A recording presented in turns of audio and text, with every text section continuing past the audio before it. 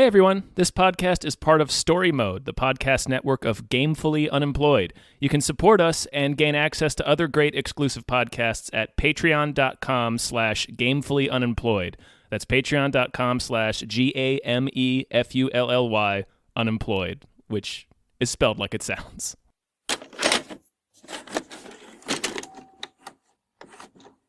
I'm getting everybody prepared. What are you doing? All right. Sorry, I just had a lot of coffee. Hi, everybody. Hello, everyone. My name is David Bell. My name is Tom Ryman. I am professional podcast guest Jason Pargin. Welcome. And we just watched Those Who Wish Me Dead. Firestorm 2.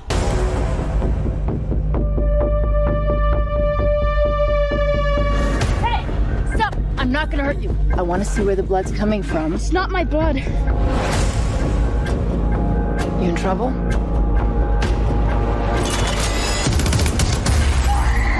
Anyone else in trouble? My dad said if anything happened, I should find someone I can trust. Are you someone I can trust? Jason, have you seen Firestorm? I have not, but I can perfectly picture every frame of that film in my mind.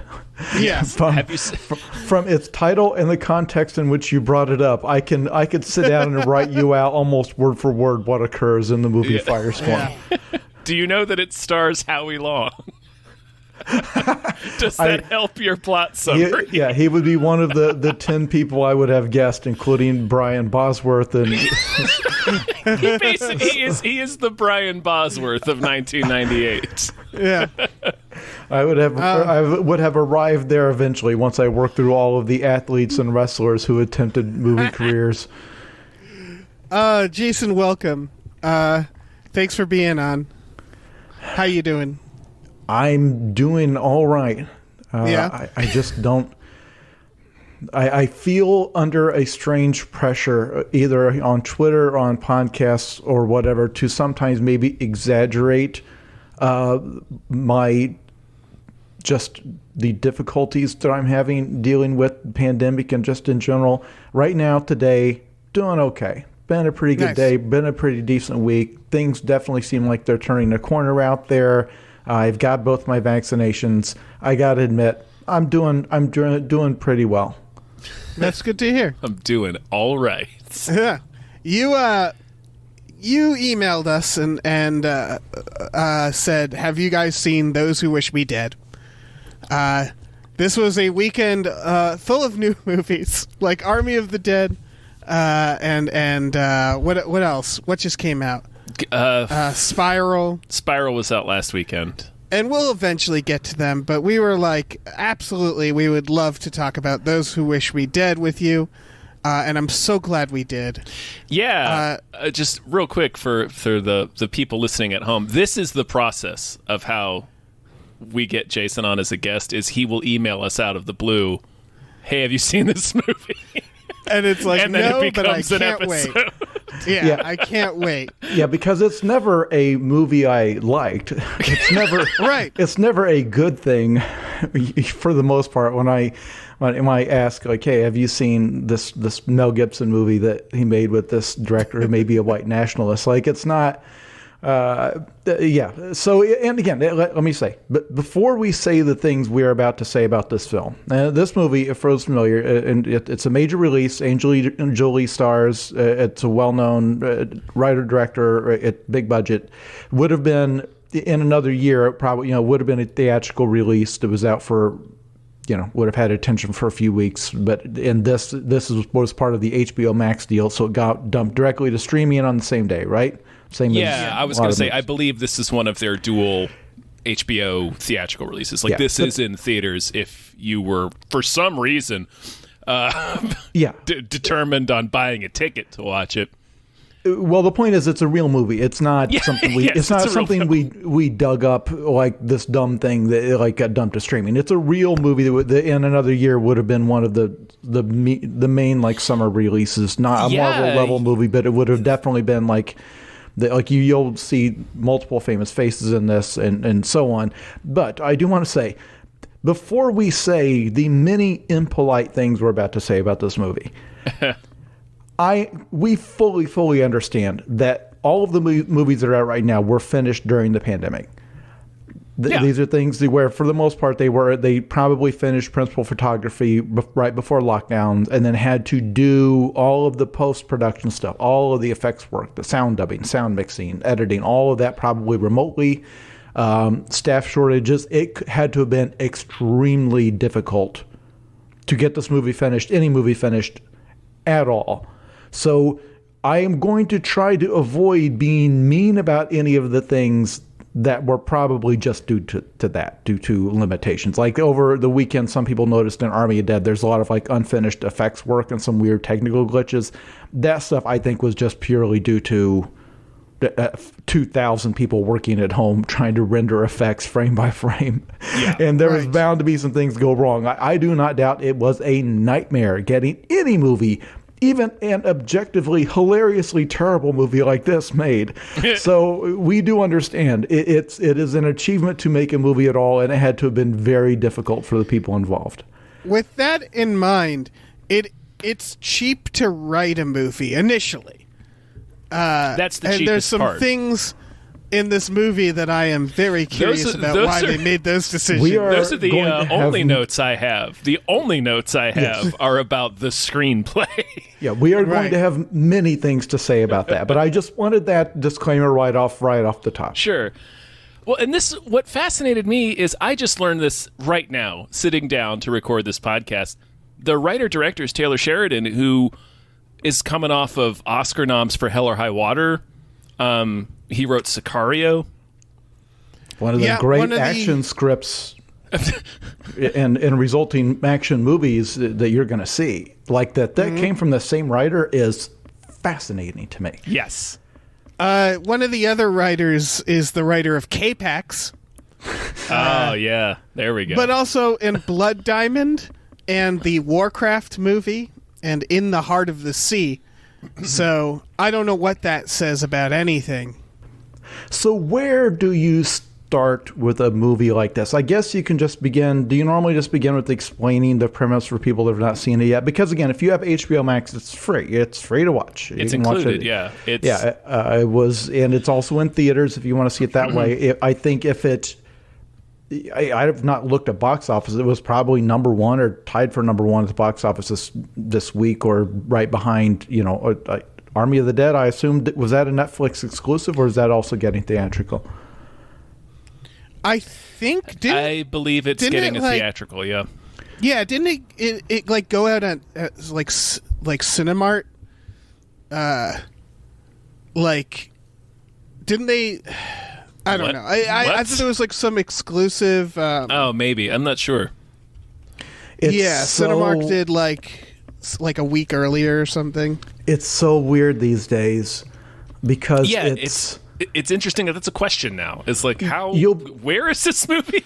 You'll be flipping through Amazon Prime and you'll see a movie like Greenland, starring Gerard Butler. Yeah, Gerard Butler, and it's like an end of the world movie, and that could be anything from a $150 million blockbuster to a cheap direct-to-streaming knockoff garbage movie like an Asylum-level movie to a small indie thing made for $5 million. And it just presents itself the same way. Like once upon a time, there was a specific tier of how movies... you would not mistake The Avengers for anything else that came out that week. Right. Now, it's weird that it all just shows up on your TV screen as like a thumbnail, and the only way you know that you've stumbled across like a major release is occasionally you'll get like a ridiculous $20 rental. Like that Bob Odenkirk Nobody movie, like that's on Amazon Prime. It's like $20 for 48 hours. It's like, okay, well, I'm not doing that. But it's like, oh, that must be a huge release. That must be like what they consider to be a huge hit for the summer. They must have thought that was a big deal. And then some other thing just pops up on Netflix.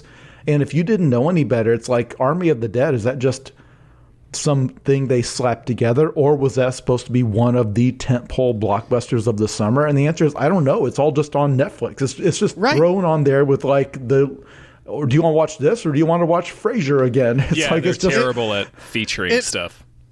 Also, like, the presence of these actors doesn't mean anything either, because it feels like more and more actors will just like do like 5 movies a year. And like Angelina Jolie, she's going to be in the Eternals, you know, like she's going to be in these big important movies, but she also will just do like a, you know, direct to streaming or whatever the equivalent of direct to DVD is these days, which, as you're pointing out, is like, it's really hard to tell what that is. Yeah, the difference between a release that would have gone into like that little wire bin at the grocery store where they would have like DVDs where it's like 4 action movies for $6. Yeah, it's like 6 different Jesse Stone movies starring Tom Selleck. It's a Dennis Rodman action box set of all the movies Dennis Rodman was in, from Simon Says to whatever. I can't name any other Dennis Rodman action movies. I think that was the only one he headlined. Let's talk about this movie. Versus something that was like an Oscar season bait, and it all just looks the same. It's important because this is a movie, like I saw the trailer for this, and if you can watch the trailer for Those Who Wish Me Dead, it is a slick trailer. Like, it looks, to me, it looked good. Like, this is a real movie with real performances. It has a good cast, yeah. The cast of this movie is crazy. Yeah, John Bernthal, the Punisher guy, that's his last name. Yeah. Yeah, and then the 2 bad guys are Nicholas Hoult and Littlefinger, fucking Tony and Carcetti. Tyler Perry. Oh, yeah, and Tyler Perry is in it for a scene. Big cast, big premise. So it's, you know, action movie. Like, you don't get Angelina Jolie out to lead in your action movie just every day. So it looked like a serious, real movie. And so when I watched it, and I actually watched it with my wife, and we were just like, a few minutes in, she's like, "Oh, I think this is like hilariously bad." Like, we didn't sit down to watch it to make fun of it, because you do that, you're in a certain mindset. You're there to kind of like, oh, okay. No, this looks like a real movie. Like, to sit down and watch. And stuff just keeps happening. You kind of forgive it. And you think, well, that scene was kind of awkward. That probably could have been cut. And then after a while, it's like, what? This is like a Mystery Science Theater 3000 level movie. This is a boilerplate thriller, which is a term. It basically means it's run-of-the-mill thriller. But that, for people at home who may not have heard that term, because it doesn't really get used that often anymore. Anyway, but it's one of those movies that it's a thriller that takes like an hour to set all of its pieces up, and then all of a sudden we're in the climax. It's like we get to the finale, you're like, wait, I'm waiting for the movie to start. Yes, it I have to point out, I watched this morning the movie Firestorm because I just needed to remember the movie after watching this movie. Firestorm is a better structured film. Yeah, the 1998 Firestorm, it makes more sense. It actually has some clever things in it. It begins the exact same way. Both of these movies begin with smoke jumpers fighting a fire and having like a tragedy. We should explain what the story is. It's also like, you could have also watched Cliffhanger. It's like the same story. This movie, Those Who Wish Me Dead, at first I was like, oh, it's going to be like a 90s action. That's quaint. That's a good idea. And then it was like, oh, it's like that but broken. Like it's like that. Like, they introduced Tyler Perry as the big bad guy, and then he never shows back up in the movie. It's things like that. We'll get to that. Yeah, for sure. Somebody summarize the plot. We got to summarize the plot. Okay, I will do it. All right. Okay, so the movie is Angie plays a smoke jumper who has been grounded for failing her last psych test because she witnessed a horrible tragedy the previous summer. A wildfire raged out of control. She froze. Some kids died. She blames herself, and they basically sprung a psych evaluation on her like days after it happened to blame her for it. So she is grounded and has to sit in a fire watch tower rather than be on call to jump out of an airplane. Meanwhile,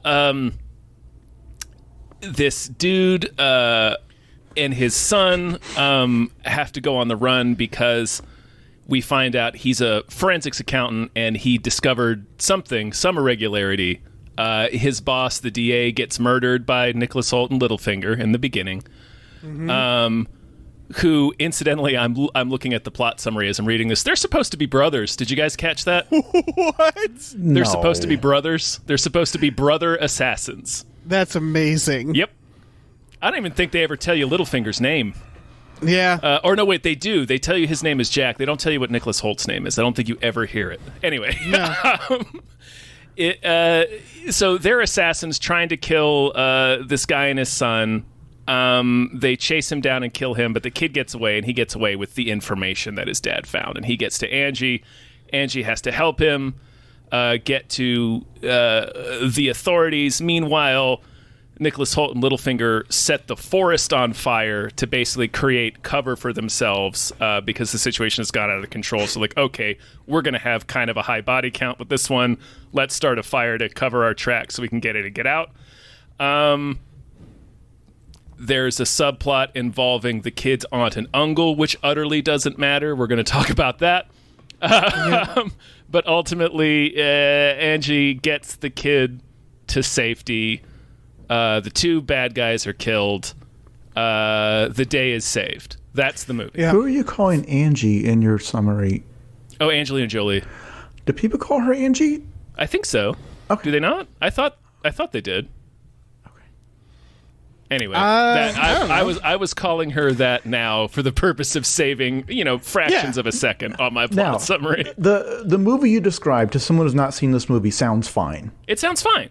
That's a good premise. Somebody gave you that script. It's like that's you can imagine in your head a bunch of really strong action set and it's pieces. based on a novel, apparently. So based on a novel that they totally change. If you go to Amazon and look at the novel, you'll find they totally changed the plot and totally changed the relationships. I am glad to hear that because I was looking at this like this is broken at the writing level. So this author has some explaining to do. For example, this fundamentally breaks a lot of kind of storytelling, screenwriting 101 things.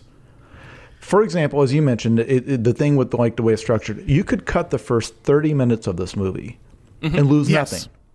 So like the scene, it's half hour into the movie when, and Littlefinger, the actor's name is Aidan Gillen. Yeah. Gillen.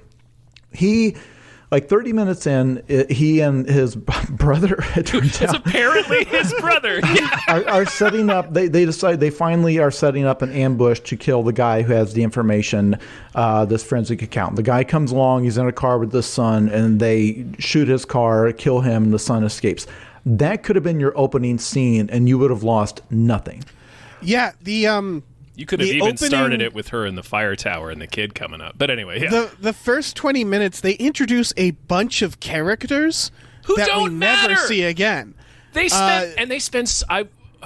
I know we're going to talk about it. Not only do they not matter, but they do that thing where the firefighters are like making fun of that guy at the bar, and she does that weird parachuting thing. Yeah. And it's like, oh, look at these roughnecks. They're so badass.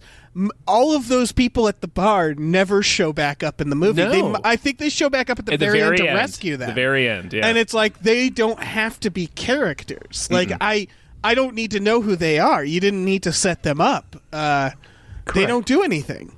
And you could, like, let's say the movie just started with the two brothers setting up. You see them setting up. You don't know what they're setting up. They're talking. Like, they're saying, like, we'll spend 6 minutes between cars. That should be enough time. Like, you're curious. Like, what are they doing? Right. You see this guy driving with his son. He's nervous about something. He's got the kid in the car. It becomes clear from the conversation he pulled the kid out of school. Kid's asking questions. He won't answer. He's evasive. What's this guy nervous about? Suddenly, he pulls up, and then these two guys just machine gun the hell out of his car, just riddle his car with bullets, kill him. He runs off. The kid runs away. They're shooting after him. Like, if that's your opening scene, as a viewer, you're now curious. Yeah. Who were those guys? Who was that guy? Why were they trying to kill him?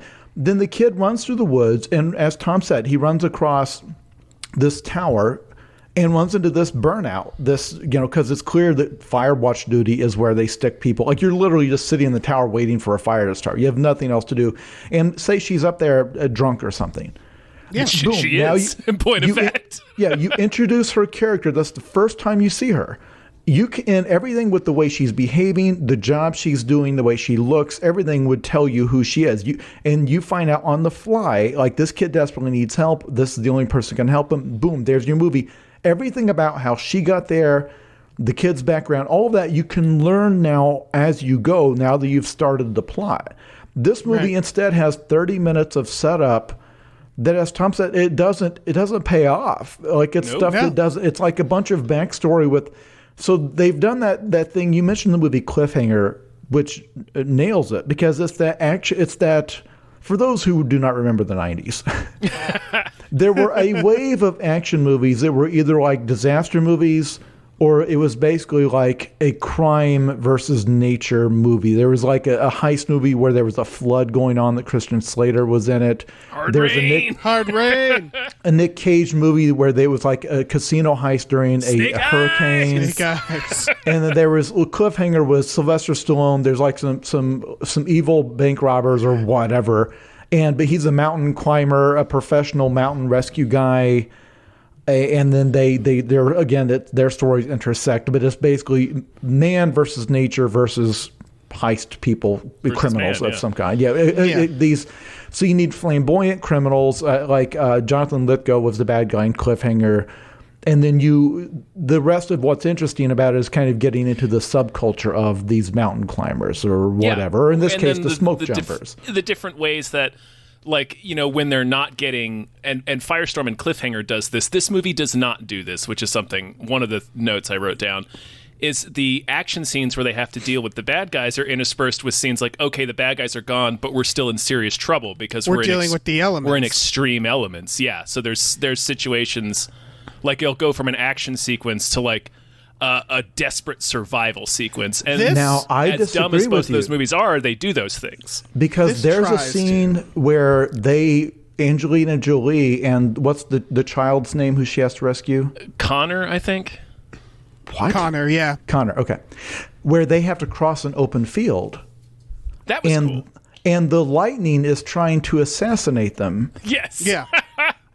And a neat idea on the page, but it's a weird thing where it's like Zeus is trying to snipe them with lightning as they run across, and then she gets hit in like the foot with the lightning bolt. Right. Yeah. It's like she's fine. And then she gets grazed with she the falls lightning. down and has to like check her foot, and then the lightning stops so her and the boy can have a conversation about it. They forget. Yeah, the movie forgets that it's in an action scene. Yeah. They run like it's a T-Rex. She seems to instantly know that the lightning, it means to hurt them. Because the lightning strikes and she's like, okay, we gotta run, and then you run and we switch running. And it's like, just go around the field, or like, it's lightning. Like, it doesn't, or wait for the storm to stop. But yeah, it's for not, to pass. it's, yeah, but they like run through the field like they're being chased. Then when she gets hit, the scene just stops. It just stops. The action They're just still stops. in the field. They're still in the They're field. still in the field. Still, the danger isn't gone, but it is. It's Okay, but my point is, it's like, that's the only time really. That like, in the end. At the very end, but even in the very end, it's more of just like, it's a thing there that they can kick the bad guy into.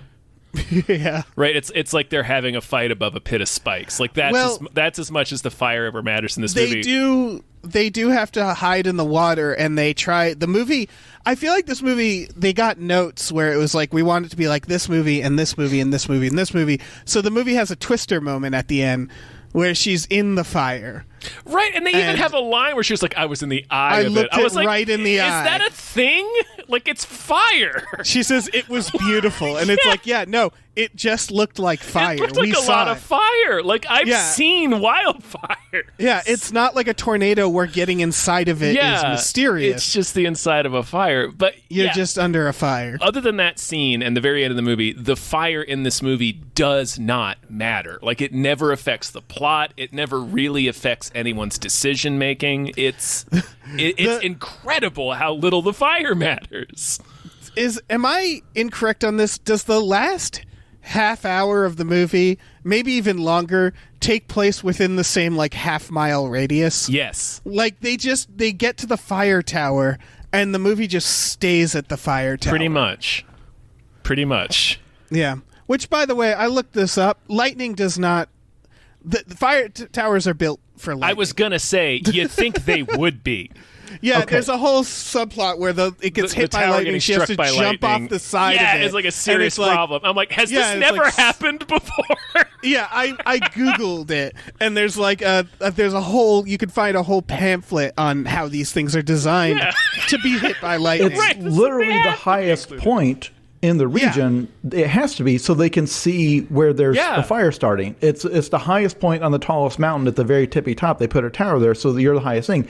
It would get struck by lightning constantly. Every time there's a storm. Thing. It's designed so that things don't short out. The people inside don't get. It's the safest place to be during a lightning storm. This is not a nitpick because the entire plot hinges on she has to go to her fire tower. It gets hit by lightning. There's an action scene where she has to jump out to avoid the lightning and like grab a thing, and like it's a Sylvester Stallone type scene, like a jumping out of a tower thing and fall to the ground. That lightning disables all of her communication and eliminates her ability to. She's stranded there. The fact that the kid comes and encounters her and she has no transportation to take them back to town. The entire plot hinges around the fact that she had no transportation and no communication, no cell phone, no radio, no anything, because her tower got hit by lightning. And the entire rest of the plot occurs only because of that. Yeah. Right. And the entire rest of the plot, by the way, is they go a little ways away from the tower and then have to turn back and come back to the tower. Yep. That's the film. And then the bad guys show up and they have to leave the tower again. Yep. And but not too far from the tower. Not too far from the tower. They at the very end they walk back to the tower That's to get true. rescued. They walk back to the tower. Yeah. to pick up the Punisher's dead body. That's me sweatily segueing into another thing that I really want to talk about, which is the utter pointlessness of John Bernthal in this movie. He has a whole ass storyline, and he's the kid's uncle. Did you guys catch that? I had no idea he was the kid's uncle. That's why the dad is driving out there. Coincidence, because the kid doesn't seek him out. No, the kid never responds across. to him, which makes me wonder if it was like a reshoot or something, because there's like two different scenes where Bernthal plays like a sheriff's deputy. The dad is driving out to meet him because like, well, I can't talk to the regular cops because the DA had police protection. He got murdered, so I got to talk to this cop who I trust because he's family. That's the whole reason he's driving out to this wooded area, is to talk to John Bernthal. But there's two different scenes where Bernthal essentially plays, if you've seen Cliffhanger, he's the Michael Rooker character. The bad guys hijack him and use him as their guide for a time. He gets into the fire tower and has a conversation with Angelina and the kid, and at no point does the kid say Uncle Ethan. Like, he doesn't react to the kid as if the kid is his family. Like, they just have a conversation, and then like before that, the kid's looking through the binoculars and seeing Bernthal up front getting led by the two bad guys, and all he says is, yeah, those are the two guys that killed my dad. He doesn't say like, there's my uncle, he'll help us. Like, they never have a connection like that. Yeah, and Bernthal, the idea the bad guy's using him as a guide, he doesn't help anything. them really. Yeah, they make him climb the tower, and all I can think is like, why don't you climb the tower? Doesn't that seem easier? Well, they're like, climb the tower, and if there's no one up there, light it on fire. They don't want to get bushwhacked. Like, if she's waiting up there with an axe, like they're going to get hit the second they stick their heads through the bottom. So that's why they sent him up there. Okay, so we need to back up because again we skipped over another weird thing. The bad guys take John Bernthal's character at gunpoint and say, "We need you to track this." The only reason they need him is they need you to like track this little boy and whoever's helping him for us. Yeah, right. because I guess even though they're professional assassins, they're not good at tracking things through the woods, I guess, or maybe they don't know the terrain. He does. He leads them right to that tower. He sure does. He could easily have just like taken them to a creek and said, "No, the tracks extend right here. They must have swam or something, drowned. I don't know. Like I don't know. I don't know what to tell you. The tracks end right here. Like you can't see the tracks. We both agreed you don't know how to track. For some reason, as a sheriff's deputy in the woods, do know how to track people through the mud. I guess like I can identify this kid's prints from animals or anything else through this underbrush. And I'm telling you, this is all I've got. Like he could have just led them in circles. He could have taken them anywhere, but no, he takes them to that tower. Yeah. And then once he gets there, he's like, or at one point he's like, no, you know what? I'm just not going to do this. You'll have to go ahead and shoot me.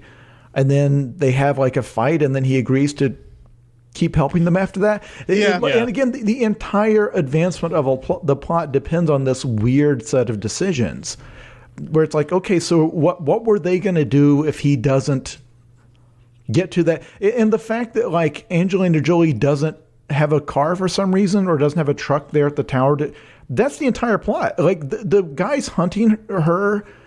If the kid had found Angelina Jolie and she just takes them to her vehicle and then drives them into town to the police station, they're screwed. Yeah, movie's over. Or if her radio worked. Their entire plan, like the whole thing with like, well, we'll start a forest fire. That'll help. It's like, well, only if you somehow know that her tower got struck by lightning, that she doesn't have a cell phone and can't get to us. Not if she makes a phone call, all right. This leads me to one of the bigger details of this movie is that the bad guys are hilariously bad. Yes. They're dressed in suits. Yeah. We haven't mentioned that Littlefinger, who I thought was the main bad guy, dies like 30 minutes before the movie ends after he gets shot by a pregnant woman. Yes. Who every time they have someone, because we haven't mentioned that the Punisher's pregnant wife is supposedly being held hostage. And when they find her, she dispatches them easily. She burns his goddamn face. They reminded me of the wet bandits in Home Alone. Yeah. Like they just slowly keep getting more and more fucked up, and they're very incompetent. And then that scene where they're taking the Punisher, and he just stops and he's like, you know what? I'm bored. You guys can just kill me. And then he like bullies them a bit and like roughs them up, and they still don't shoot him. They are the worst at this. And they are truly bad. And lighting the forest on fire, they're trying to find a specific kid in the forest, and they need to confirm his death for their boss. Lighting the forest on fire is not going to help them. It's going to make their job worse. And just from like a screenwriting point of view, like forget about the logistics for a moment. Complaining that it's not realistic, fine, whatever. It's not that for me. It's the fact that like you have the two characters. Aidan Gillen is the lead, the main bad guy, and then his brother. Is clearly his sidekick, has half as many lines. Like they're following Littlefinger's lead at every step. He's the main bad guy, the henchman. His other guy is just there to help him. The main bad guy dies, like you said, with a lot of movie left. And then the main bad guy becomes his brother, who is just this bland guy who's just been kind of...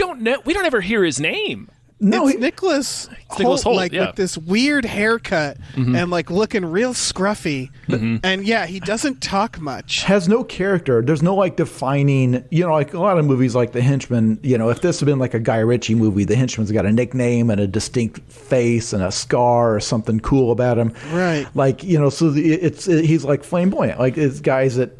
they're bursting with personality. That's how you write a movie like this. That's why you cast someone like John Lithgow to be your bad guy. Like it's he's or Milo in The Last Boy Scout. Sure, the king of this. King of it. Yeah, just this incredibly greasy, just this slimy, awful. Everything about the way they delivered the lines. That's what you need.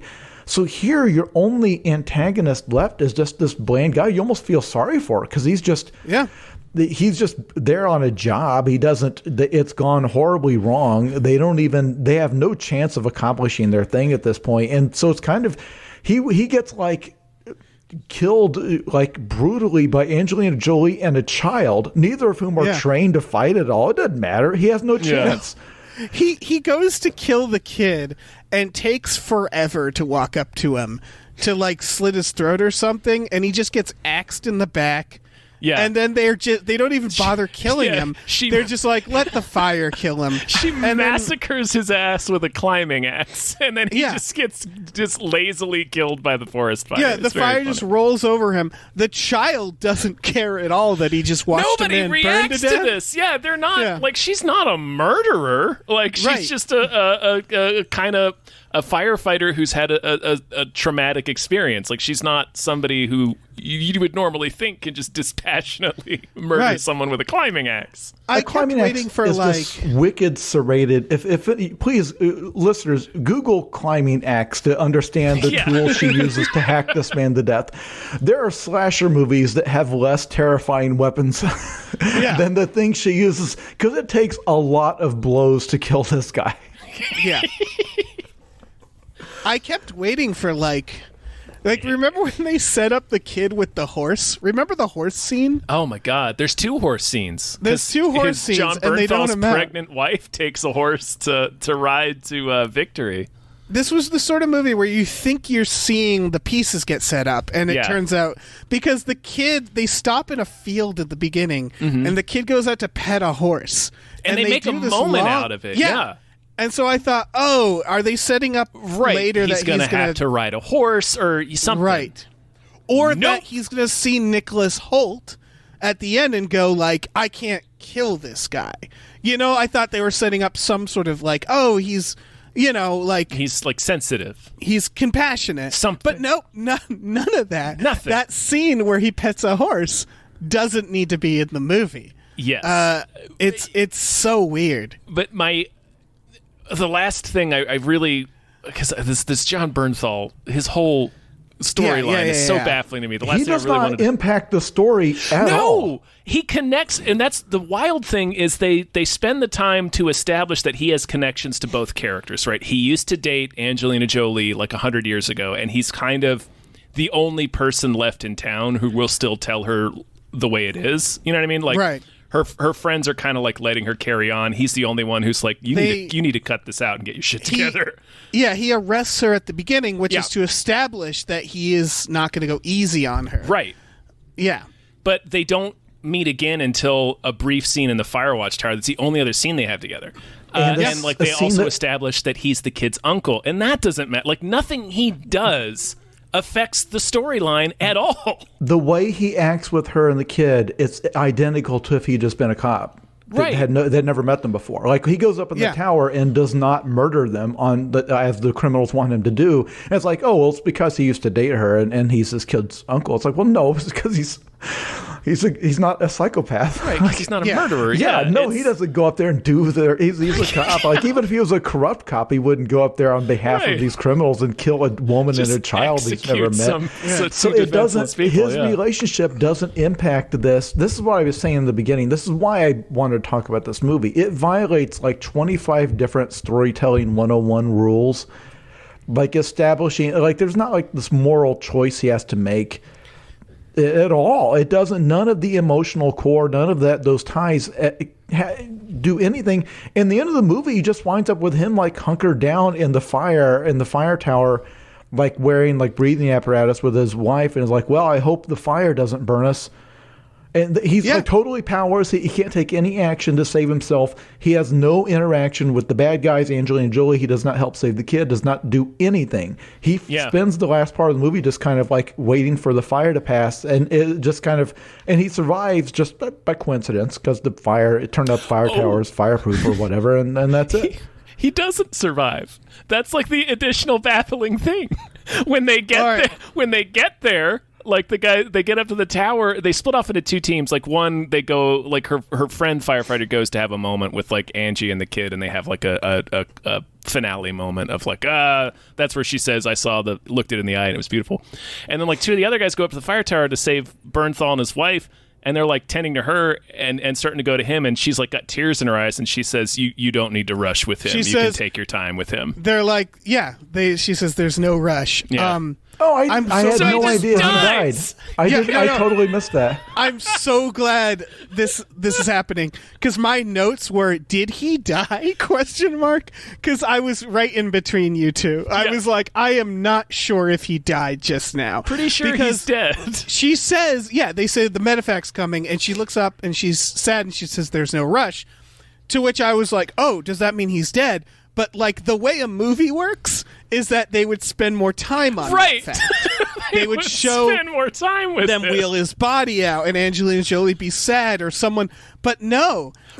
They establish that he has personal connections to both of these main characters, and they do not show either character react to his death at all. Yeah, for a movie that makes you who makes sure like 5 times we know her backstory with those kids in the fire. Like they do the flashback like 3 times. They have her tell the story twice. I didn't think they were gonna they're gonna drill it all into your head. They yada the ending so much. Yeah. I wanna point out because you're talking about how this is like it goes against screenwriting rules. I just want to make this very clear, not on purpose, because there's a lot of movies that will do it, like Tarantino, or like there's a lot of movies that'll set up like a big bad guy and then he'll die anticlimactically, and it's the point. That's the point. Yeah. This is not that, and I need to make that very clear. Mm-hmm. It seems like it's almost like the screenwriter did write it that way and then they didn't shoot it that way or something, because they front load the movie so much and then everything just fizzles out.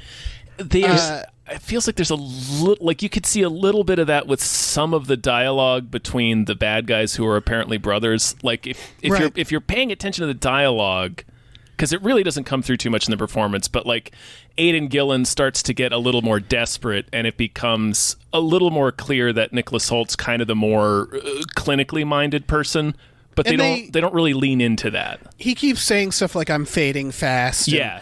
I hate it here, where it's like after he got his face burnt, he needs to go to the hospital. That's something I want to. This is just almost a nitpick, but like this really baffled me. That's just real quick. That scene where she burns them with the bear mace because it looks cool. Because like she like whips up the bear mace can and points at the fire, and Littlefinger's like, "You're pointing it the wrong way." She's like, "No, I'm not." And she sprays it into the fire to ignite the chemicals, and then sprays the fire at him. It's like, so they're on fire for like a couple of seconds. It's like, lady, just hit him with the mace. That problem is gonna, like, that would have taken, you can blind somebody with that. Like, that would have taken them both out for the rest of the night. More so like than if you just hit them with the regular bear mace. Fire, it would have taken her out too. That's true. Yeah. Okay. You can cut, what I'm about to say, you can cut this whole segment from the final cut of the podcast if you want, because I want to circle back and make a general point that's not specifically about this movie. I know I can make podcast recordings very long doing this kind of thing. It's all good. It's fine. When people like me, everyone on this podcast has written fiction before. I do it for a living. David Bell has a movie that's going to come out. I'm very confident it's going to get made. We've all written fiction. We've spent a lot of time worrying about story structure, thinking about it, trying to be good at it. Okay, when we talk about why I say that this movie violates screenwriting 101 rules, let me be clear what I'm talking about. Because when you complain about movie structure or saying a movie has bad structure, it can sound like you want every movie to be the same.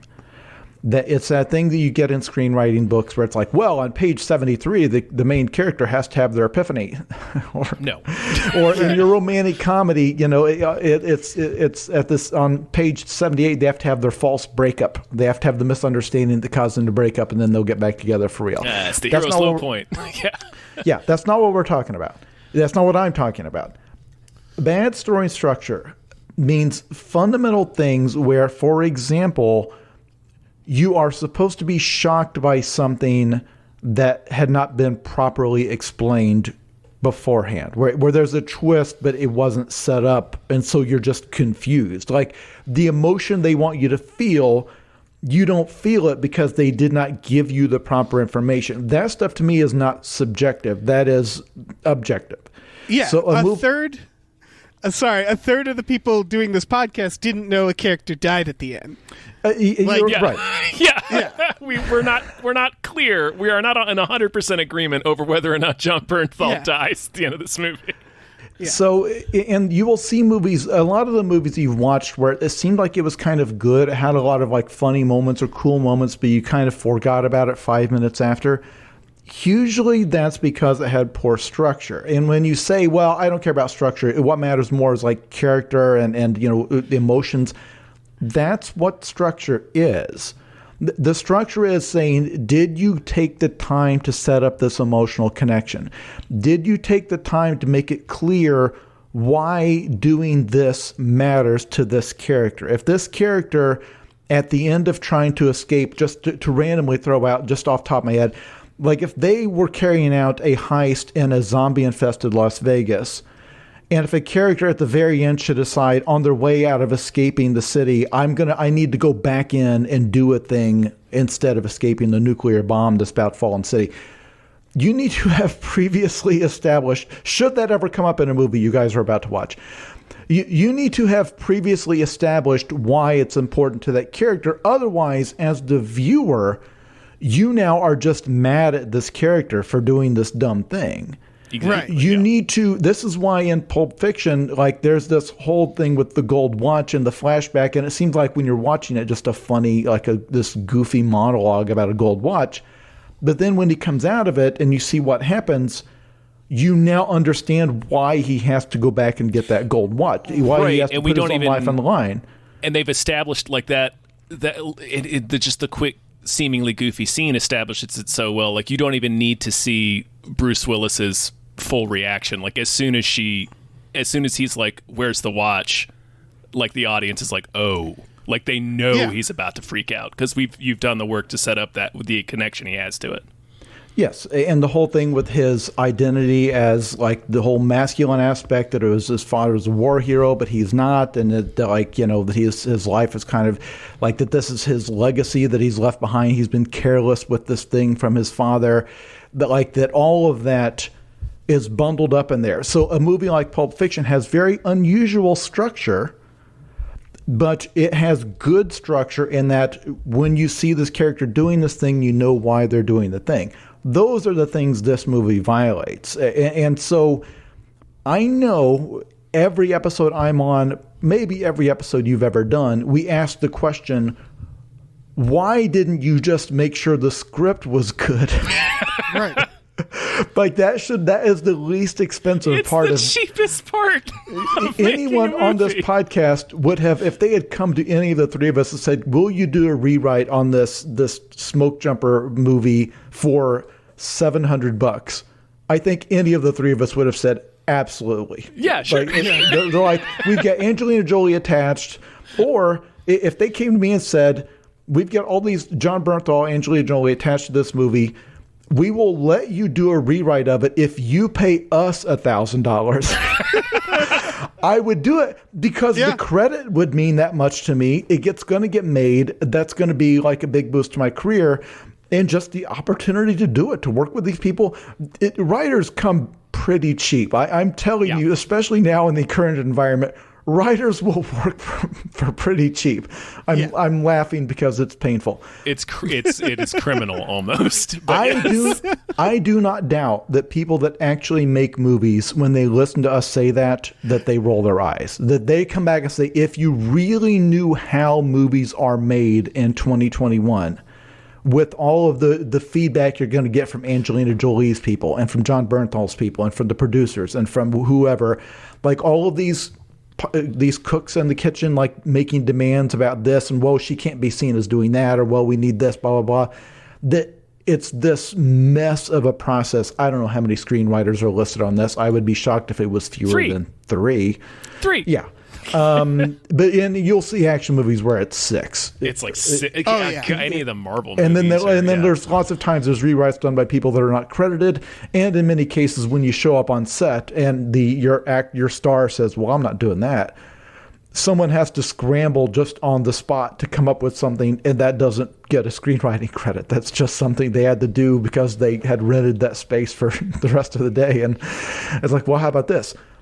I get it. Like, movies are a messier process than what we're making it sound like. I don't doubt that this is a naive complaint in some ways. There are thousands upon thousands of moving parts that each have their own needs that demand to be addressed. Here's the thing, though, is that, like, the other idea about talking about structure, right, is that this type of movie has certain rules to it, certain cliches. Like, if I was working on a similar movie to this with producers, and whenever there was a question of, like, should we do this subversive thing? Should we do that? The producers always said the same thing, which always made me laugh. When they said, we're trying to make a movie. And that's all they would say. And I sort of knew what they meant, which is that, like, when you make like Cliffhanger, you're not gonna kill Stallone. Right, you know, you're not trying to reinvent the wheel. We're trying to make Cliffhanger. We're trying to make a goddamn movie here. And that's what's so interesting about this movie is that, like, they don't do the things. No. That this, like a mediocre, where they're immediately I was like, okay, so they're gonna have to, like, walk to civilization. Nope. They turn around. They just keep going back and forth. Yeah. That fire tower, that's going to fall over, right? Like, because you want to do the maximum set piece. Yeah, or you're going to have a cool scene in the Firewatch Tower. Nope. Yeah. Nope. Like, they don't, it's an action movie. Like, it keeps fizzling out. They do, it's just weird that with 3 screenwriters and probably, like you're saying, Jason, like, all these people coming in and being knows? like, it has to be this and this. It's weird that they didn't make it, like, the action good or, like, make it exciting. It doesn't follow, like, it doesn't do any of the setup. Right, it doesn't do any of the thriller stuff. Yeah, it's like I said at the top, it spends so much time arranging its pieces and then all of a sudden the movie's over. But the last thing I had written down that I really, really wanted to make sure we talked about is related to what Dave is talking about. It's related to what everybody's talking about. It's related to Jason's problem with structure. We are never told what the information was that this kid's dad discovered. We're never told who the... let me finish the thought. We're never told what the information is. We're never told who the bad guys are. We're never told who these 2 assassins are working for. We're never told what exactly is going on.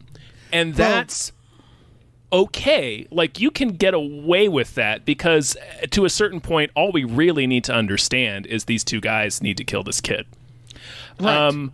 And it's like having you not really know what the bad guys are after is acceptable. But when you add that onto a movie that already is so fundamentally broken in terms of explaining its characters and having those explanations actually matter or inform the narrative, it really becomes jarring. The thing is, it feels like it ran out of time because what it is that you're, like, going back to, like, what Jason said, that this movie could have started 30 minutes in. Mm-hmm. Had it started 30 minutes in, we could have gotten more or less the movie we got with the ending we got. But it has the dad telling that he's a forensic accountant. It has them blowing up the house. Mm-hmm. It has Tyler Perry showing up and being like, "You better do this." It has Angelina Jolie's, like, backstory with the kid. It's all it has her buddies. It's all the same moment. It's the kid petting the horse moment, where this movie keeps setting stuff up that we expect certain answers. Right. For example, who is Tyler Perry? Right. Are they going to get him? I'm pretty sure the notebook that the dad gave the kid must be disintegrated by the end of the movie. He's in water. He's running around. I don't think this kid can put anybody in jail. He has no information by the end, it feels like. You actually nailed the even bigger problem. We don't know if they accomplished the thing that the movie was about. We don't know if Tyler Perry got taken down or if the incriminating information actually got to the right people. We don't know any of that because it was never set up as, well, what exactly do they have? Why are these... Is it a thumb drive? Is it like, and is it really like this guy honestly couldn't get out from under it? Because you have that weird thing where you alluded to it earlier. These 2 guys, the two brothers, Hitman brothers, they're trying to cover up a crime. They're trying to cover up a financial crime where I guess they've decided that this millionaire secretly got his money from drugs, whatever the crime could be. And they established from the very, very first scenes that they are, in order to cover up that crime, they're willing to kill the prosecutor or whatever by exploding his house. Yeah. But they make it look like a gas explosion. So fine, they covered that, like they made it look like an accident. And then that cues off this guy. It's like, oh, they're going to, but the moment they kill him too, somebody's going to put two and two together.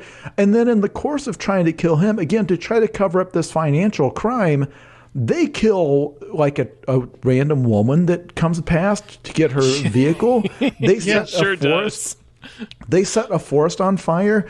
They kill the old cop. They kidnap another police officer. They try to kill his wife. Like they go on a killing spree, and without disguises, in full view of what I'm in. In a vehicle that people would eventually identify. There's cameras everywhere. I mean, this is the modern times. It doesn't take place in the 80s. I don't think it does. No, it's modern. It's a modern movie. It's like they've committed so many worse crimes, and because they never made it clear what they're trying to cover up, it's like now the chances of Tyler Perry getting away, there's so many things. He was seen in public meeting with these two guys who killed a police officer, who tried to kill another police officer, tried to kill the police officer's wife, tried to kill a child, killed a guy who was a prominent official, a forensic accountant. And now they were seen in that neighborhood where the prosecutor's house blew up. Like, and this guy's meeting with them in person. It's like it doesn't make any sense. And again, from a structure point of view, it needs to make sense because we as the audience. Like in Jaws, what the shark is trying to do makes sense. It's trying to eat them. It's important to have that clarity because for the action to work. And so when you see what they're doing, how careless they're being, it's like, well, what's their end game? Is it now just to kill the kid and her? Like, does that even fix their problem? And the answer is no. They've left a trail of corpses. Yeah. They have a scene with Tyler Perry where he kind of just says, like, you have to try to kill this kid. Yeah, you got to do everything possible. Why spend the money on Tyler Perry? Why not make that scene a phone call with someone we never hear the voice of? Right, if it wasn't going to matter. Why was that? Yeah, why did that scene exist? Well, the only reason... They had to have a whole new location. Yeah. They had to hire people. They had to go there. They had to shoot all of that. It's to establish like a dynamic for the two assassins to show that, like, because they constantly have them complain, like, you should have sent two teams to take out these people simultaneously because the first guy's death tipped off the other guy. So they set up like a recurring thing of having them complain about how shittily this job was booked. And then on top of that, you have a scene where Littlefinger's getting yelled at from Tyler Perry. So it's like they're doing the work to establish that these hitmen are desperate. But when you never tell us what the thing is, and it's on top of all these other things that don't add up and never make sense or are never satisfyingly paid off, it really starts to look like the writers couldn't think of anything that would make these people do that. It gets to a point where just don't tell us. Yeah, it gets to a point where the only thing I was waiting for was to finally find out what it was. Thing was. Like what it was. Because I was like, surely Tyler Perry's going to come back at the end. He doesn't. Surely, we never see him again. But they do a like a Die Hard 2 ending. They do the ending where the main action beat is over, and therefore the movie is over, and the credits just go. And it was like, wait, there's tons of stuff. Again, they front load the movie with all this stuff that you think has to be paid off, because otherwise, why even put it in the movie? And then they just end the movie. They don't pay any of it off. Yeah. It is astounding. It is. My God. So why? Here it's going to sound like I'm talking about bad special effects, and I'm going to reference bad special effects again.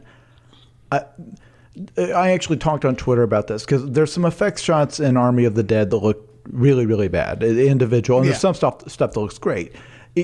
if you know how movies like this are made, there are many, many, many different special effects houses that are farmed out to do individual shots. This is why sometimes you can have a movie where the creature effects look great, but then the explosions look bad. It's like, well, those were two totally different effects houses working on opposite sides of the world.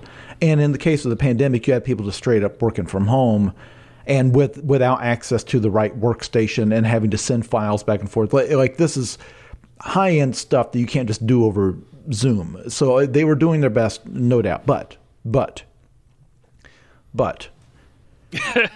Angelina Jolie's main character motivation is the same as Sylvester Stallone's in Cliffhanger, which, as all of your audience knows, he felt guilty for he tried to rescue someone and they died, but it wasn't really his fault. But it's okay because you get it. Like, he blames himself, and he holds himself to a very high standard. Lots of movies have this. We could probably name several far more famous movies than Cliffhanger. Sure. that has this motivation. With Cliffhanger. Well, but like in Die Hard, the cop he had shot a child because the kid had a toy gun, and then in the dark looked realistic. And so again, he's blaming himself, but it's not like, I molested a child. It's something where the audience doesn't blame him. Like, you feel bad that he blames himself because in that movie, and it's like the kid had a realistic gun. I panicked and and he hates himself for it. So you're on his side.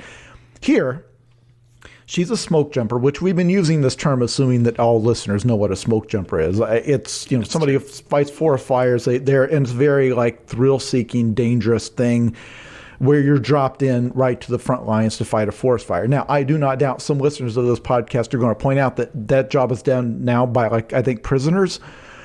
A lot of it. They use convicts to go in and do the because part of fighting wildfires is cutting down the brush that's in front of the fire so that it doesn't continue to spread, and that's generally what they use prisoners for. You know what that's a plot point in? Firestorm. Yeah. Go on. Okay, so when I kept talking earlier about how the first 30 minutes of the movie is unnecessary, a lot of that is spent setting up her character, which I firmly believe that could have been done on the fly and been done better on the fly. So here you meet her, and she is those who did not watch any movies made in the 90s, there was a character back then who was the extreme adrenaline junkie. Right. The 90s were the extreme era, and if you can't hear how I'm spelling the word extreme, it's the letter X hyphen treem. The 90s were the extreme. They were the extreme era. That's just, if you weren't there, I don't know how. I'm sorry, I can't explain it to you because you had to experience the extreme. You couldn't just. But basically, everything from deodorant to diet soft drinks were all marketed as this is the extreme option. You're living life to the very jagged edge. Basically, this was pre 9/11, and for whatever reason, most scholars say that the 9/11 attacks ended the extreme era in American culture. 9/11 happened. We were like, "That's extreme enough for us." That was too extreme. It was no longer ironic to talk about being. Anyways, so in this movie, Angelina Jolie blames herself for, as you alluded to earlier, she was fighting a fire. Totally not her fault, but the wind shifted and blew the fire their direction. And then there were 3 children there who she was unable to save. Now, this is a difficult effects shot to pull off. Yeah. Yes. The result is that they clearly filmed 3 children on a soundstage completely fine in their normal clothes with no wounds or burns or anything, and then just struggled to basically just plop them into a middle of a CGI forest fire. So you have 3 perfectly clean, fairly not upset children waving, saying, "Help us, help us," where you can picture them in they a look sound. like they're waiting in line. Where you basically picture them on a soundstage where it may be shot even during lockdown, where the director's just act like you're upset, just wave like you're upset, and the kids don't. They have no context for the fire, what they're doing, anything. It's just 3 kids like, "Hey, help us, help us." And so it looks like a Tim and Eric sketch. You have these 3 waving children in the middle of this bad CGI fire, and then Angelina Jolie screaming "No, we have to go get them." And then her boss is holding her back saying "No, they're already dead." But in the shot, it looks like they're 10 feet away. And Yeah. And perfectly fine so far. They're not on fire. There's no way, like with the effects, there's no way to like integrate it in. Like this is a shot that I do not doubt. On the page, it was this huge set piece where the kids are like having hunkered down on the other side of like a wall of flame, and there's like no way to get to them, and there's like, and they had to cobble together a shot. Yeah. And then they show it over and over again. They keep showing it. Because every time she goes to sleep, she has this dream of her failing to rescue these kids. And the shot is so poorly executed that it utterly ruins the entire effect. And the thing is, all you have to do is cut it. Yeah. In Die Hard, you don't see him shoot the child. You just, in this moment of emotional vulnerability, you hear him tell the story. And this is where the art of acting comes in. Because as an actor, he sells it. He sells the self-loathing and like this, the way he is and the life he's like, the way he blames himself. You just need to have her tell the story. And you can have her tell that story after the plot has started, because you can meet her, see that she's a burnout, she's been demoted, and then this kid finally gets the story after, like, why are you like this? Why do you suck so much? Why don't you care? And she finally reveals, like, oh, I'm worthless, blah, blah, and just tells the story and let her acting ability make us feel that instead of... Because it's Angelina Jolie. It's not like she can't act. Like, what's wild is she does tell the story. She does, yeah. Twice in the movie, someone tells it back to her. There's one of those "it's not your fault" scenes. Then later, she does tell the story to the kid. Yeah. And then they show the scene like 3 times. And it was like, they really want me to know about this. Like, we and got then it at this point. Yeah, and it also doesn't really matter. It doesn't matter because at all. All they're setting up is that she doesn't want a child to die in a fire. And it's like, you don't need a backstory for that. Exactly. Yeah. Okay. There's a certain percentage of you out there who are aspiring writers. I know because I hear from you. People listening to this. This is as much a part of structure as anything. It's not just failing to tell people something, but belaboring something they already know is just as bad. Yeah. Because saying, well, her character motivation is to redeem herself because she let these 3 children die, and so by not letting this child die, but there's no arc there because she didn't do anything different this time. There's like this one dumb moment where it's like, we have to run through the fire. It's like, that's not the lesson of the movie, is that she should have run through the fire. It's like they were trying to think of that dumb thing that everyone, like in the very first screenplay you write, it's like, well, in the opening scene, the main character is like failing to shoot a basketball. And then in the final scene, he has to like throw the bomb through a hole that's the size of a basketball hoop.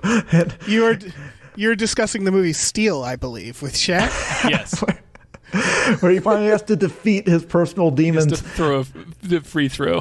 And the only thing they could think of was like, well, maybe it's a thing where she let a child die, so now she will, by saving this child. But it's like, yeah, but if you're going to do that, you need to really make it her fault the first time. For example, she was drunk on the job that first time. Maybe it was kind of her fault. Maybe she actually was, maybe they actually did try to tell her, hey, that's the wind's going to shift, don't go in there. And maybe she was arrogant and she went in there anyway because it's like, I'm invincible, I'm Angelina Jolie, I'm a badass, and got the kids killed. Make it a little bit more her fault.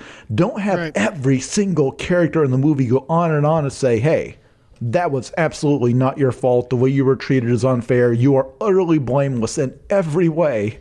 Because then what's her arc? Accepting that. Yeah. You guys are right.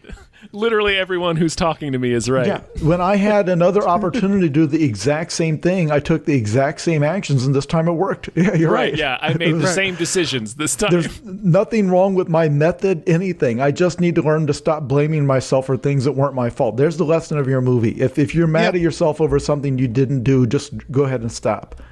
I think I think when you're writing something, producers will often have like big questions, and it's easy to not realize that they don't need big answers. Does that make sense? Like, I think about the movie Children of Men, where like Clive Owen like is a drunk at the beginning of that. It's not his arc. It's not a problem necessarily. He's just drinking. And then about halfway through, he goes to take a drink and starts crying instead, because something horrible happened. And then near the end, he goes to take a drink and then realizes he needs to sterilize his hands and pours the bottle on his hands. And it's not a huge arc. It's not someone being like, I'm not drinking anymore, but it's showing how a character can progress. Right. It's not throughout a story. Right. It's not necessarily about his alcoholism. That's about his hope. Yes, and you could see I don't think it's a weird example for producer notes because I don't know how many producer notes were on that movie. Right. But like, if a producer was like, we want to see a change in this character like that, there's an easy way to do it really badly. And that was just these little moments that you notice, and it's enough. It's enough. They don't have to be loud. Yeah. It just has to be there. Same with setting up a character's. Yeah. This... You could... Go ahead. I was just going to say, you can set up Angelina Jolie, like we're saying, with like a shot. You could set up everything we need to know about her with a shot or two. Right. Her at the fire tower, drunk, like down on her luck. Like, that's all we need. Yeah. What I was going to say is there's an additional... Jason mentioned it earlier about we don't know how many notes Angelina's people had or anybody else's people had. And like stuff like this, I can't say for certain, but definitely feels like we're talking about producer notes. That feels like a note, right? Like that feels like somebody's like, well, we can't have Angelina be that unlikable. Nobody will like her. So it's like they want to have the broken protagonist, but when you get to the level of like a Will Smith or like an Angelina Jolie, they frequently have people whose only job is to protect their image. And it's like, well, we can't have Will Smith do something where he's unlikable, even if that's what would be better for the character. Like, so that very often is something that happens. In the Fast and the Furious series, where all these actors have notes that their character can't ever lose a fight. Yes.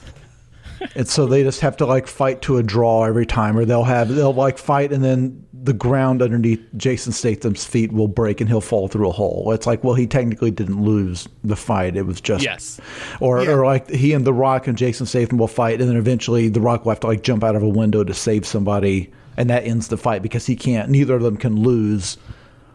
And it's like, you don't realize how much they have to write the movie around the fact that it's like, no, the Rock can never like just hit the ground and be injured in a fight. It always has to be the other guy like gets away or jumps out off the roof or whatever. And that's how he loses, quote unquote, is that.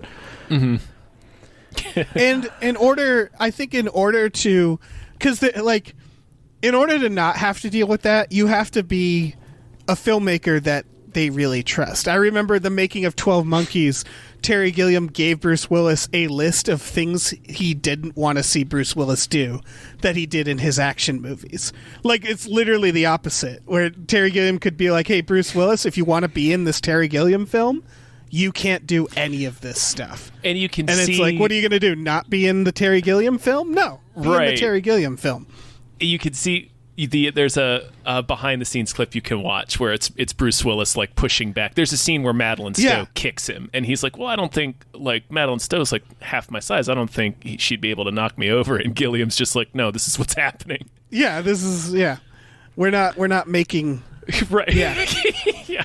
Did you ever see, this is a deviation, but did you ever see the Paul Newman film Nobody's Fool? Of course. We talk about it all the time. Yes, we do. Bruce Willis is in that movie, and it's like a family, he plays Paul Newman's boss. There's a scene where Paul Newman fantasizes throwing Bruce Willis out of a window that doesn't need to be in the movie, and I'm convinced it's because Bruce Willis was like, I got to do a stunt, you guys. Like, you got to give me a stunt. It's like this drama movie where Bruce Willis gets launched out of a window in one scene. And I think it's exclusively because Bruce Willis was like, look, guys, I'm Bruce Willis. With that, can we talk about the parachute scene? Sure. Yeah. We've hit all my notes, so anything else you want to talk about, let's do it. We really could have just talked about the parachute scene and scrapped the rest of the podcast. If I'm going to talk about structure, so in the 90s extreme era of movies, you had to have a scene where one of the extreme characters does something incredibly reckless. If, for example, in the movie Navy SEALs, like Charlie Sheen's character is like in a convertible, in the back of a convertible, driving over a bridge, and he just jumps out of the car into the ocean off the Golden Gate Bridge. And the characters driving the car are briefly like stunned, but they're not worried that he's dead, even though in real life, like that's... Yeah, he'd be extremely dead. It'd be extremely dead. Right. X hyphen be on his death extreme, certificate. Yeah, extreme. But it was understood at the time that it's like, oh, you're watching a goofy extreme movie, and that like the character's a thrill seeker, and the whole thing was supposed to be, you learn partway through the movie that they don't care about their own safety because they're haunted. I don't remember what Charlie Sheen was haunted by, but usually there's that in there. It's like, well, the reason this person jumps into burning, the movie Backdraft probably had that character. I don't remember, but it's like, well, the reason they're willing to jump into the fire first is because they don't care, and their wife has divorced them, or they let their child has died. It's like they don't care. He's haunted by his dead exploded dad in Backdraft, but yeah, it's the same thing. Yeah, there you go. And as a result, they do this thrill-seeking, reckless behavior that, of course, is incredibly sexy, and that's why every actor wanted that. So in this movie, in a script that reads, it seems like it was written in 1992. Angelina Jolie has to establish for the audience that she is extreme and also doesn't care about her own life. Which of you would like to describe what she does to demonstrate this to the audience? I'll give it to Dave. I did the plot. Okay, fine. Yeah, although it sounds like you're choking to death. What's happening? A little bit. I'm all right. I drink water bad. You know that thing that humans do? Yeah, that we can still occasionally do, even though we've done it thousands of times throughout our lives, is we can still fuck up drinking. Okay. She gets in the back of I believe, a truck. Mm-hmm. And she wears a parachute, and her friends at the bar are like, oh, shit, she's going to do it. I forget exactly what the lines are. And they drive down this windy road with trees on either side. And I thought she was going to, like, parasail behind a truck, because that would be extreme. Or jump off a cliff, off the side of a cliff. Or jump off a cliff. Or, I don't know, ride the truck off the side of a bridge like in Triple X. But no, she releases the parachute from the back of the truck, which just yanks her in the air briefly before she just eats shit on the side of the road, just spins out, and she crashes, and she gets hurt. And then she's like, oh, God, yeah, I forgot how much that hurt.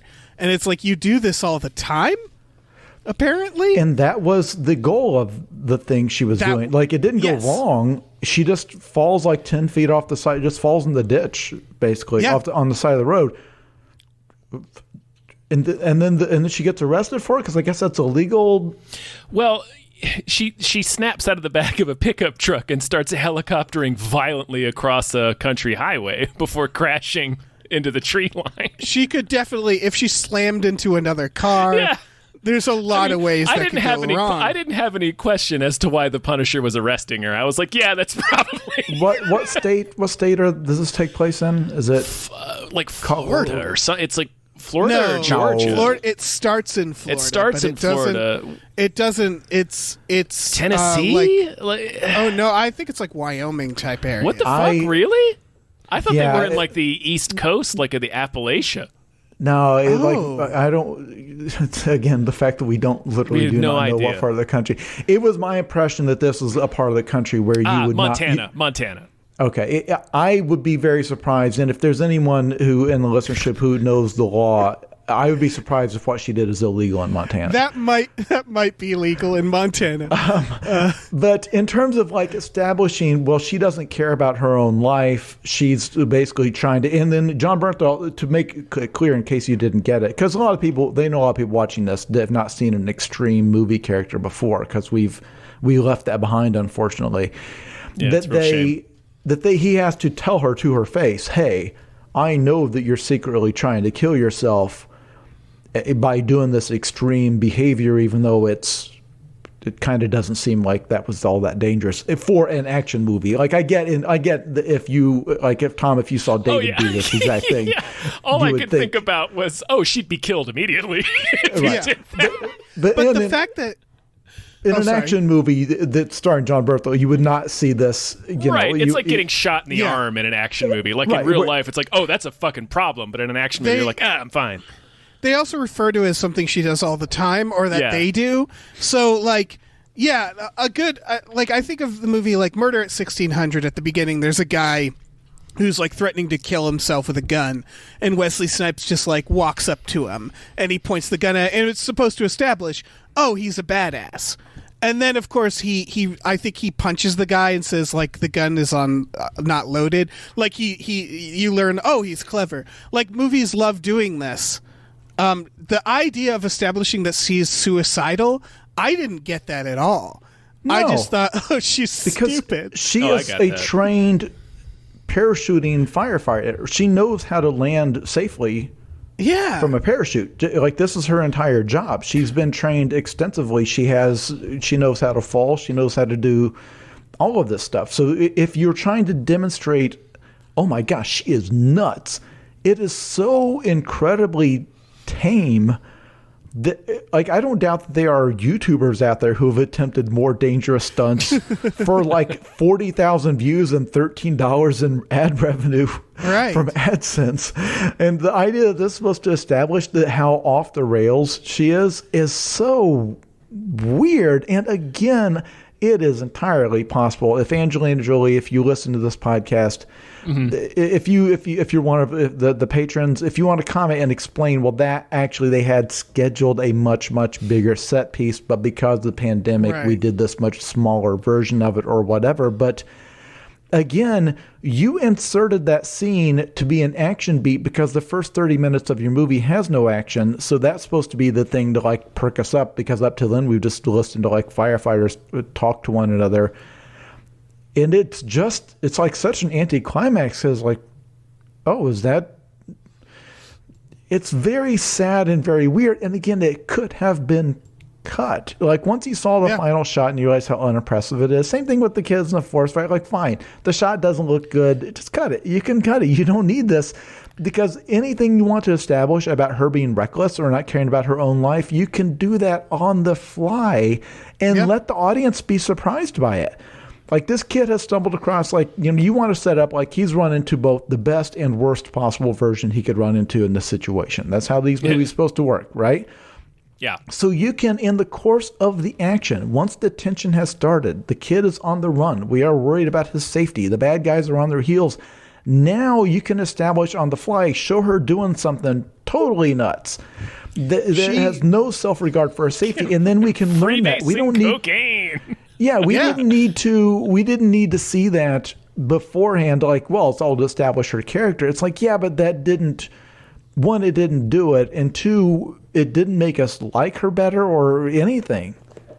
There's John Bernthal says to her, like, maybe Firewatch will calm you down, and she says, well, maybe I'll jump. You know what? Start with her thinking about jumping off the tower. Like, have the kid find her in that situation or something like that. Like, there's so many ways they could have done that. Yeah. Without her having to just say it, and without a scene where he arrests her for being too extreme. Yeah. Yeah. Oh man, I miss these movies, but this is such a poorly executed version of those movies.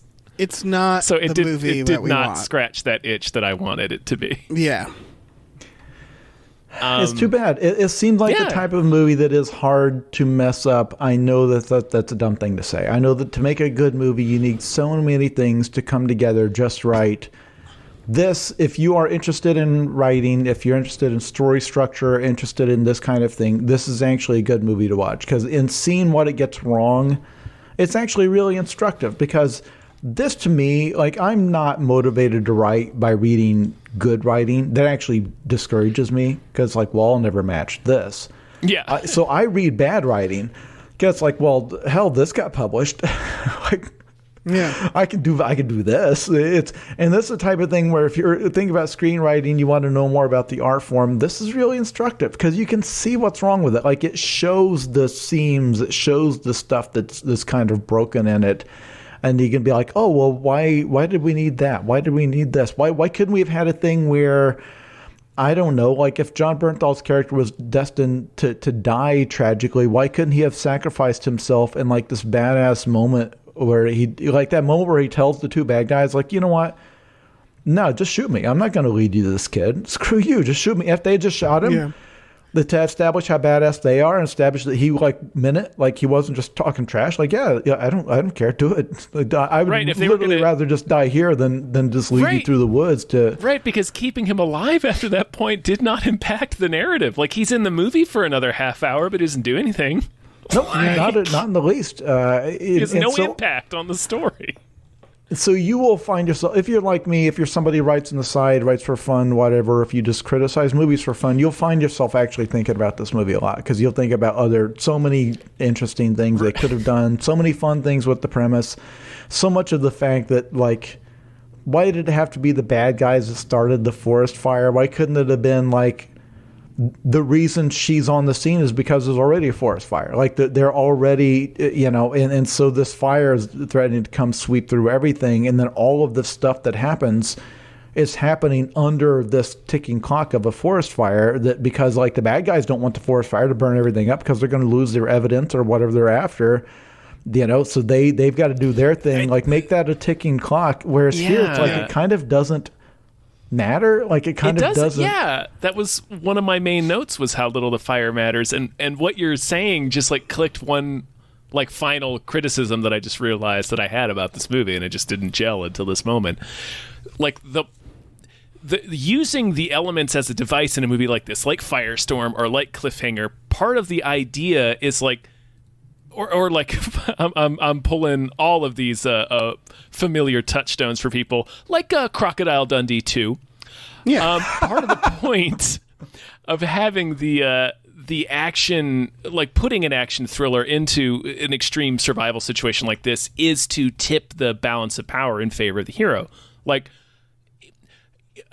in a normal circumstance, you would assume that two professional assassins would kill any of these people with no problem, right? Because that's what they do. But like in like Cliffhanger or Firestorm, the fact that they're in this extreme situation, they're out of their element. Like they don't know what to do, which is what allows the heroes to have a fighting chance against them. Because the idea is that in all of these movies, the hero is just a regular, more or less a regular person. Like Angelina Jolie, obviously, smoke jumping is an extreme job that requires specialized training, but she's not like trained to fight people. Right, and like I bet there was a note that was like her knowledge of being a firefighter should come into play. Exactly. And so they had her kill someone with a fire axe. You know what I mean? Like they didn't. They didn't it's a climbing axe. Yeah. They didn't. Oh, you're right. It's not even a fucking fire axe. By the way, anybody want to guess how many producers there were for this movie? I don't need to guess because I'm looking at it. But how many?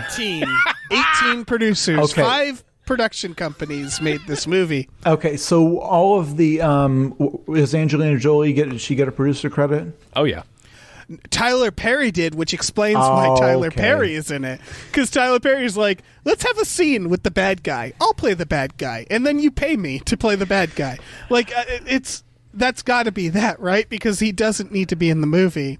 Let me take what you just said, though, and again, for any aspiring writers out there, anybody, or just interested in the art of storytelling, if you set a movie in a specific subculture, Whether it's a mafia movie, whether it's your main character is an archaeologist or into, is a guy who resurrects dinosaurs for a living.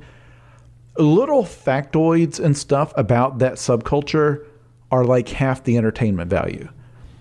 I don't care that all of the archaeology in Indiana Jones is fake, that's not how it really works.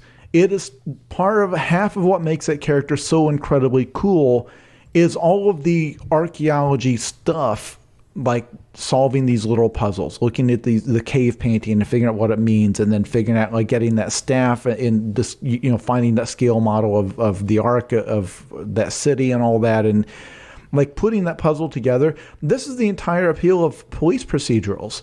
Seeing the cool little things they figure out with the evidence and analyzing the evidence and putting the puzzle together, figuring out how to trick people when they talk to them in the interrogation. It doesn't matter that it's all fake or that it's all romanticized. Mm-hmm. That's what's interesting about it. They're professionals. They know stuff you don't. Jurassic Park, the people that know about like genetics and dinosaurs, and you hear the science talk. I don't care that the science talk is all junk. It doesn't matter. It's interesting, and it's a core part of the movie, even though it's a popcorn thriller about dinosaurs coming back to life. That all of this stuff about, like, the details about how they went out of their way to breed them to not be able to reproduce, and then having the little factoid that there's some frogs in nature that if there's not males around, they will become females and stuff like that. Like, all of that little science and stuff thrown in there, that's what's cool about it. And in like the early Fast and Furious movies, I think that's why before it became a superhero franchise, I think that car people liked that about those movies, the car stuff, seeing the different models of cars and all that stuff. Baby Driver, the stuff about the driving techniques and how he learned and all that stuff. Here, they clearly make a show of this being about smoke jumpers and that job and being in that subculture. Like, the first thing you see is her, like, hanging out with other smoke jumpers, seeing the jokes they make, making fun of the cop and all that stuff. And then none of it impacts the movie at all. For example, she is demoted to fire watch, sitting in a tower waiting to see a fire start. When a forest fire finally starts in the movie, she does not spot it. She sure doesn't. She runs into it, like sees it like, oh my gosh, there's a forest fire. Her entire job, her only job is spotting forest fires like 100 miles away. There should have been a scene where she like sees like a deer running and says, there's a fire. Yes, it is very weird that they give her the lookout tower. And then later, I think John Bernthal spots the fire. He spots the fire driving on the highway, yeah. Yeah.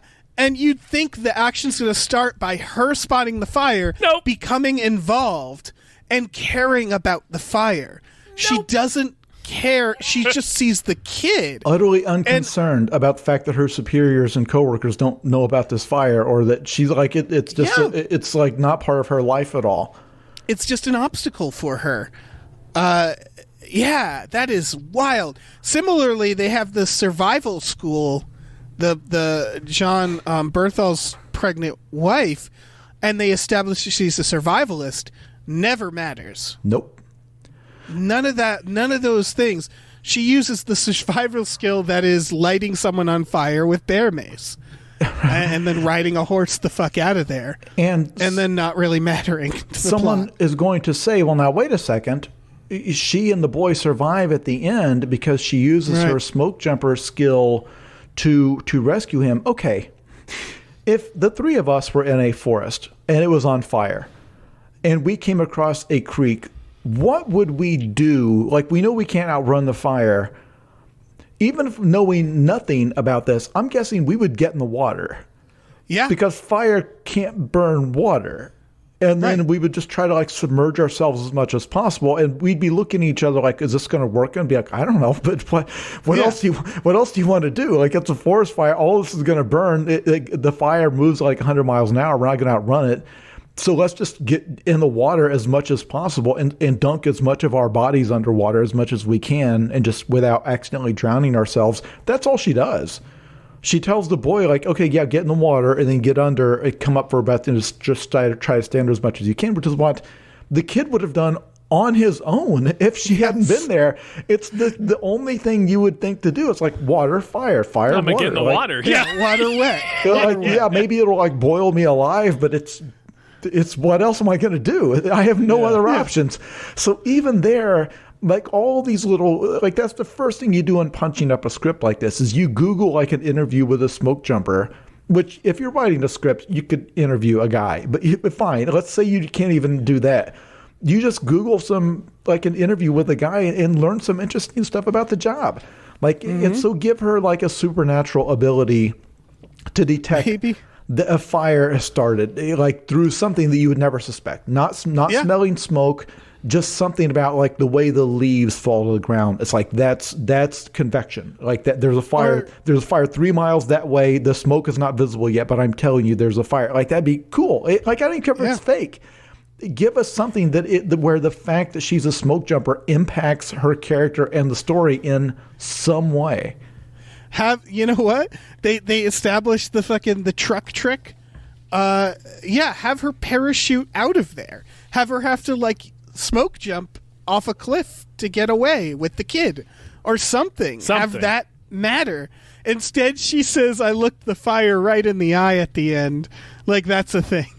Yeah. Barely. She's a fire nerd. She at doesn't the end, interact with like, the fire at all. Yeah. No. We were lucky enough to be near water, and so we got in the water. Yeah. Which is what a tourist would do if they like. You could have her just have run into a random person like just in the woods out for a walk, and this looks the same because again, the way she overcomes the bad guys is just by hitting him with an axe over and over. Well, that's anybody could do that. Like that's it. She didn't learn how to do that in smoke jumper school. I hope not. I hope that's never come up before. There could have been no fire in this movie. She didn't have to be a smoke jumper. Nope. Most of the people, they didn't even have to have the relationships they had. No. He didn't have to be the uncle. None of that mattered.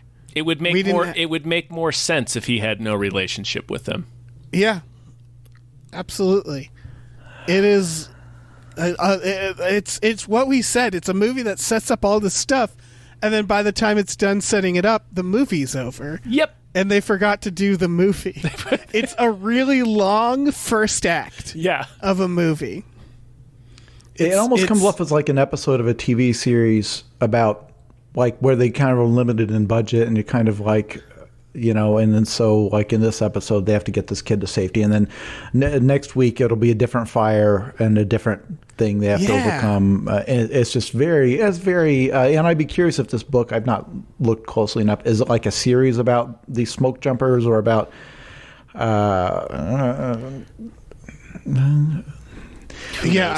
who knows? We're getting to that point that I'm going to ask people if they have any final thoughts. Final thought. Yeah. Why is it called Those Who Wish Me Dead? Because the book is. Okay. Because that's a terrible title. That's a bad title for a movie. I bet it makes sense in the book. I'm sure it does. I want you to recommend what would be a better title for this movie. I don't know. Firestorm? Firestorm, yeah. Yeah. Because it's not like it's going to create confusion in the marketplace about, now, wait a second. Is this the Howie Long film? The Howie Long film that came out 23 years ago? It's on the tip of every Are they bringing lips. it back? Yeah, or just Firewatch, which is a video game, but who cares? That's titled. Done. You know, when you title a movie "Those Who Wish Me Dead," it's when you are thinking it's going to be like an Oscar movie. Like it's going to be like that. This is like your Nomadland. This is like the actual hard reality of. But that's not this. That's not this movie. No, especially coming from the writer of Hell or High Water. You're like, oh, it's like you would look at the title in a similar way and assume that the movie would be about a similar thing that movie is about. It is not. Right. It is not either of those things. So anyway, I do not want to dissuade anybody from watching it. If you've got HBO Max, it's free. Go ahead and watch it. It's if you like it, that's fine. But otherwise, I think it's an interesting case because these are people that all knew what they were doing, all have good resumes, all of them know what a good movie looks like. They all know what good acting looks like. They all know what good special effects look like. And instead, they came up with this. So it's a curiosity. I saw it and immediately emailed these guys say, no, we're not going to be talking about any of the other blockbusters coming out this week. I want to talk about this horrible movie because it is. It was bad in a way that was both interesting and unexpected. I will give it that. Yes. It's one of those movies. It's like when we did Best Bad Movie on The Master of Disguise. It's one of those movies where I'm like, watch this movie if you want to see how everything can go wrong. Yeah, and if you like, from a writing perspective, there's just this big like why, and I don't blame the screenwriter because, as we pointed out, there's so many producers and people throwing in their ideas, and so you want to like deconstruct what went wrong when watching this. And like Jason said, this is super instructive if you're just looking for all the things like, well, this movie not only is a good example of what not to do, but you can. Like, the movie also does a pretty good job of explaining why these things are the things you don't want to do. Yeah, for sure.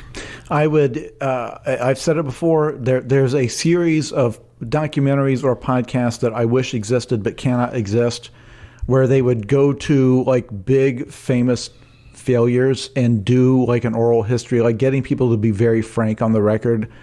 And I would straight up sit down and watch a 90-minute feature on what went wrong with this movie. Not a bunch of people hyping it up, but people being very, very frank and saying, look, the original script was this. We decided that wouldn't work for this reason.